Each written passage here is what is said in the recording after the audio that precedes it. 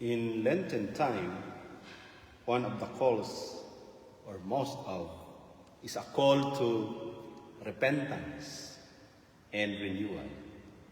But that repentance and renewal should be bearing fruit in church life. In the name of the Father, and of the Son, and of the Holy Spirit. Be seated. There is always a second chance. Second chance to bear fruit, for example. Imagine a farmer who had a fig tree in his vineyard. Year after year, he waited for it to bear fruit. But nothing, not a single fig. Frustrated, he told his gardener, "Cut it down. It's just wasting space." But the gardener pleaded, "Master, give it one more year. Let me loosen the soil, add fertilizer, and care for it. If it still doesn't bear fruit, then you can cut it down." Of course, that is the gospel that is read today. This parable, which Jesus tells in today's gospel, is about God's mercy, but not only mercy, it includes our responsibility to grow in faith. Just like the barren fig tree, we are given time and grace to change. But this time is not endless. It's not unlimited. Even the offers of the telecommunications, which says unlimited, are actually not limited. It calls us to act now, renewing our lives and deepening our commitment to God's mission, especially in the life of the church. Maybe many of us see the church as a place of worship and a community.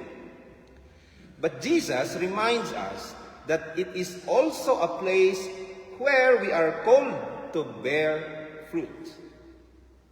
Faith is not just about attending services or listening to sermons. When it's listening, I remember Simon and Garfunkel saying that people are hearing without listening.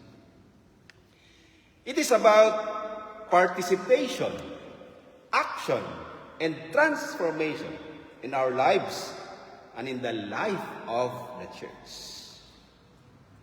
Here in St. Catherine's, we cherish our strong sense of community and diversity. We are a welcoming and inclusive church, a home to people from different backgrounds and cultures. Here, it's always a Pentecost. It's always a variety of. But like the fig tree in the gospel, our chaplaincy must not only be a place of gathering, it must also be a place of growth and renewal. In last year's September survey that we have conducted, among our members here are saying that we should be concerned for our chaplaincy. And they also expressed their hopes. And there were 5 key areas emerged from that survey, revealing both our strengths and the challenges we must address together. Repentance is turning back to God in action. In the first part of today's gospel, people come to Jesus with tragic news. Some Galileans were killed by Pilate while offering sacrifices, and a tower in Siloam collapsed, killing 18 people. Then people were wondering, were these victims greater sinners than the rest? But Jesus does not entertain that idea, that suffering is always a punishment for sin. Instead, he shifts to a focus to those people asking and listening. He said, unless you repent, you will all perish just as they did. And this is a clear call for repentance. Repentance is not about blaming others. It is about transforming ourselves. It is not about just a feeling of guilty and saying, I'm sorry. True repentance is about action.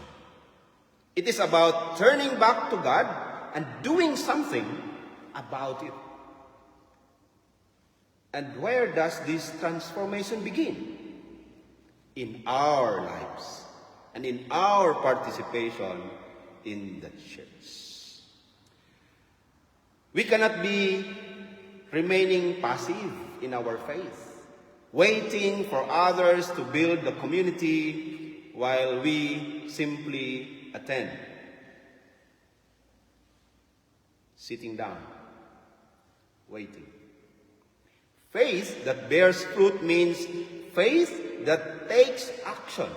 It means stepping forward, being present, and making a difference in our church life. While God is patient, that is a gift, but that is not a guarantee. In the parable of the fig tree, the owner is ready to cut it down because it has not borne fruit. But the gardener intercedes, asking for one more year to care for it and help it grow. And this shows that God is patient, yes, merciful, yes, and willing to give us another chance. But the parable also warns that patience is not unlimited. If the fig tree remains barren after a year, it will eventually be cut down. This speaks of some of the challenges we face as a chaplaincy.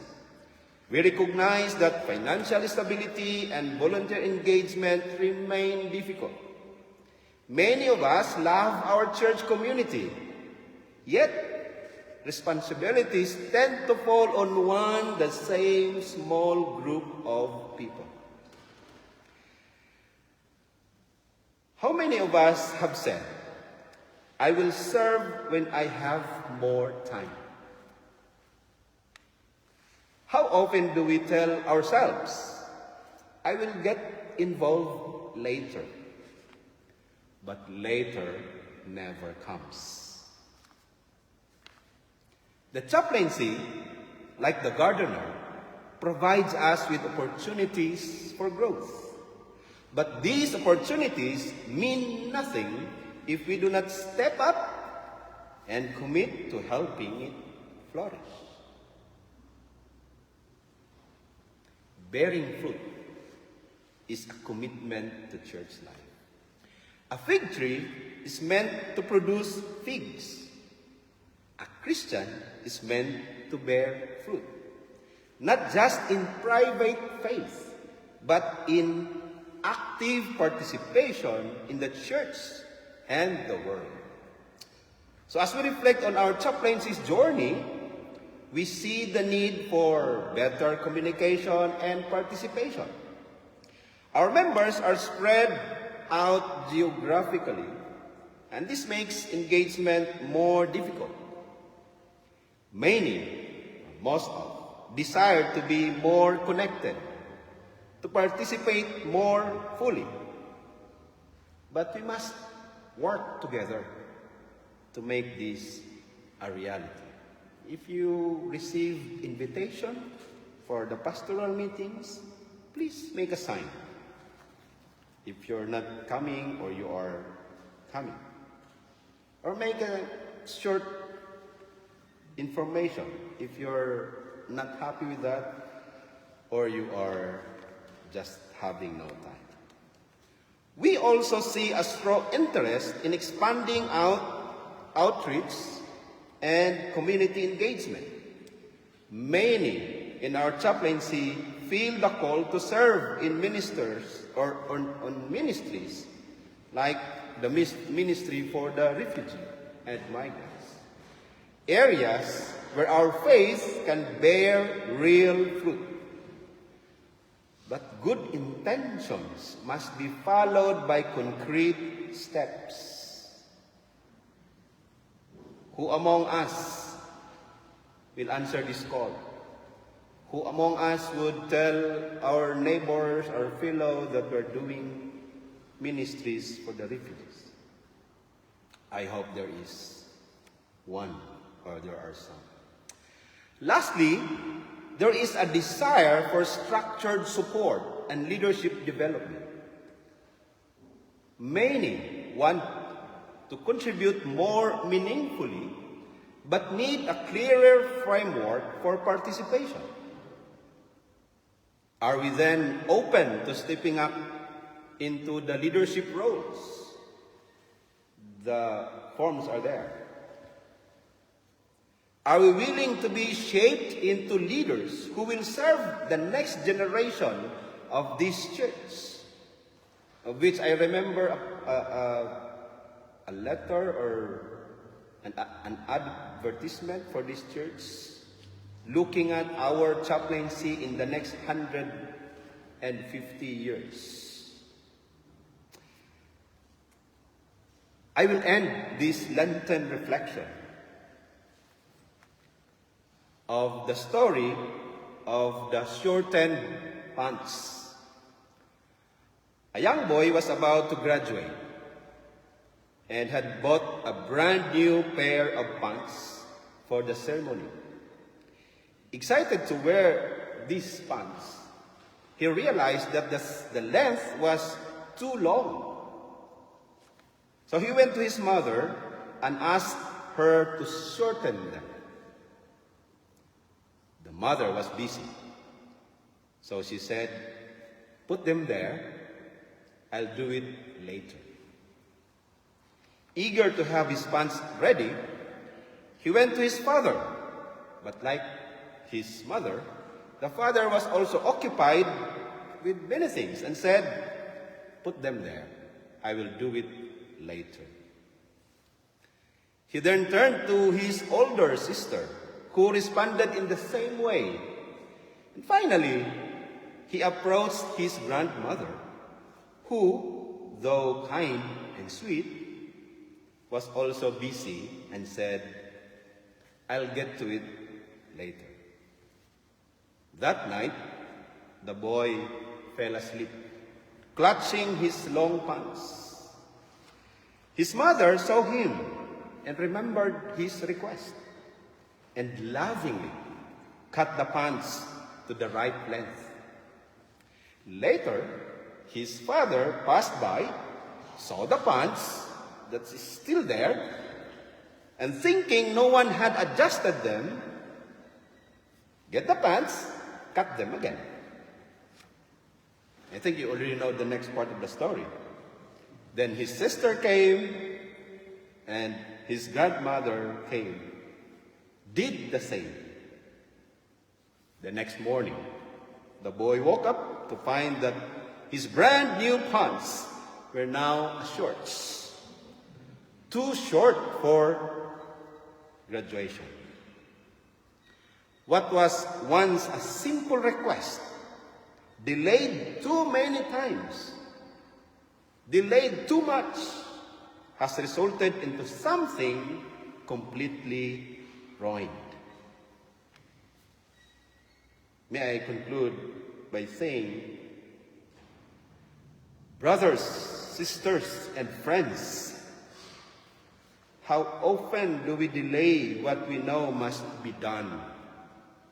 How often do we say, later when I have time, only to find out that time has run out?